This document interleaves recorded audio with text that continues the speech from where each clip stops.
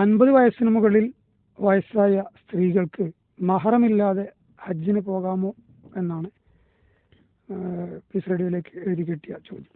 സ്ത്രീകളുടെ യാത്രയുമായി ബന്ധപ്പെട്ട് പീസ് റേഡിയോയിലൂടെ പലതവണ നമ്മൾ മറുപടി പറഞ്ഞതും വലിയ ചർച്ചകളും ആശങ്കകളും ഉള്ള ഒരു വിഷയം കൂടിയാണ്. അതായത് സ്ത്രീയെ ഇസ്ലാം കാണുന്നത് അവൾക്ക് സുരക്ഷിതത്വം, അവളുടെ സുരക്ഷ, ഇതൊക്കെ ഇസ്ലാം പരിഗണിക്കുകയാണ്. അവൾ വീട്ടിലെ രാജ്ഞിയാണ്, കുട്ടികളെ പരിപാലിക്കേണ്ടവരാണ്. ഇതല്ലാത്ത എല്ലാ കാര്യങ്ങളും അവൾ നിക്ഷിപ്തമാണ്.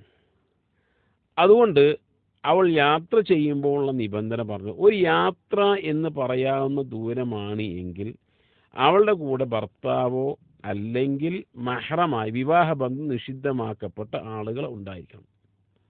ലാ തുസാഫിറന്നംബാത്തും ഇല്ലാ മഅദി മഹറം, മഹറമോട് കൂടിയല്ലാതെ ഒരു സ്ത്രീ യാത്ര ചെയ്യരുത് എന്നാണ്. അത് ചില ഹദീസുകൾ 1 ദിവസത്തെ യാത്ര, 2 ദിവസത്തെ യാത്ര, 3 ദിവസത്തെ യാത്ര എന്നൊക്കെ വന്നിട്ട് മൊത്തത്തിൽ ഒരു യാത്ര എന്ന നാട്ടിലെ ഒരു സ്വഭാവം വെച്ച് പറയാവുന്ന ദൂരമാണ് എങ്കിൽ അവരൊക്കെ ഇങ്ങനെ ആരെങ്കിലും ഉണ്ടായിരിക്കണമെന്നാണ്. അത് ഹജ്ജിനും ഉംറയ്ക്കും വേണ്ടിയുള്ള യാത്രയാകട്ടെ, മറ്റ് അനുവദിക്കപ്പെട്ട യാത്രകളാകട്ടെ, അവിടെയൊക്കെ ആ രൂപത്തിൽ തന്നെയാണ് ഉള്ളത്.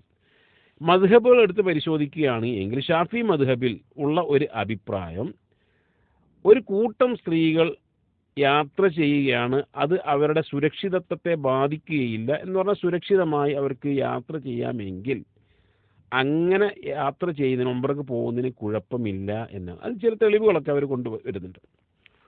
എന്നാൽ നമ്മൾ ഒന്നുകൂടെ പരിശോധിക്കുകയാണെങ്കിൽ തെളിവുകൾ വെച്ച് ഒന്നുകൂടെ പരിശോധിക്കും. ഇപ്പോൾ ഉദാഹരണമായി റസൂലുള്ളാഹി സ്വല്ലല്ലാഹു അലൈഹി വസല്ലമയുടെ മുമ്പിൽ ഒരു സ്വഹാബി വന്ന് പറഞ്ഞു, ഇന്നി തുതിബ്തു, നബിയെ ഞാൻ യുദ്ധത്തിന് വേണ്ടി പേര് രജിസ്റ്റർ ചെയ്യപ്പെട്ടിട്ടുണ്ട്, എന്നാൽ വഖറജത്ത് ഇംറഅത്തി ഹാജ, എൻ്റെ ഭാര്യയാണെങ്കിൽ ഹജ്ജിന് പുറപ്പെടുകയും ചെയ്തിട്ടുണ്ട് എന്ന് പറഞ്ഞു. അപ്പോൾ നബി സല്ലല്ലാഹു അലൈഹി വസല്ലം പറഞ്ഞു, എങ്കിൽ ഹുജ്ജ് മഅ ഇംറഅത്തിക്, നിൻ്റെ ഭാര്യയുടെ കൂടെ പോയി നീ ഹജ്ജ് ചെയ്യ് എന്ന് പറഞ്ഞു. അപ്പോൾ സ്വാഭാവികമായും സഹായിമാർ ജീവിച്ചിരിക്കുന്ന കാലത്ത് ഒരു സ്ത്രീ ഒറ്റയ്ക്ക് യാത്ര ചെയ്യുക സുരക്ഷിതമായി തന്നെ ആയിരിക്കും അവർ പോയത്.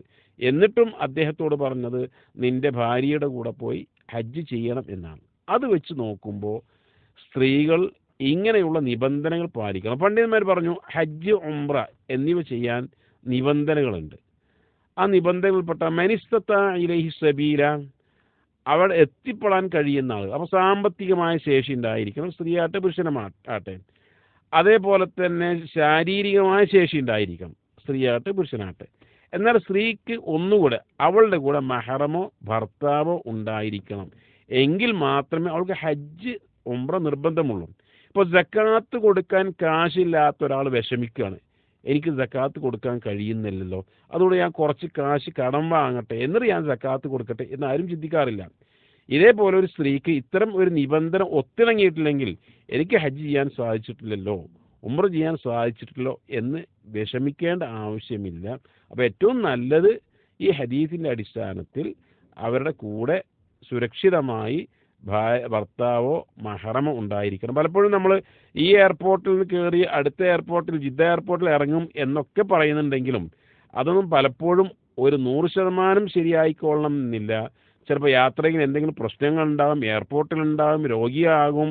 അങ്ങനെ ഒരു വേണ്ട ഒരാളുടെ പരിചരണം ആവശ്യമായ ഏത് സമയത്തും വരാവുന്നതാണ്. അതുകൊണ്ട് തന്നെയാണ് ഇങ്ങനെ സ്ത്രീകൾക്ക് ഈ ഒരു നിബന്ധന ഇസ്ലാം വെച്ചത്.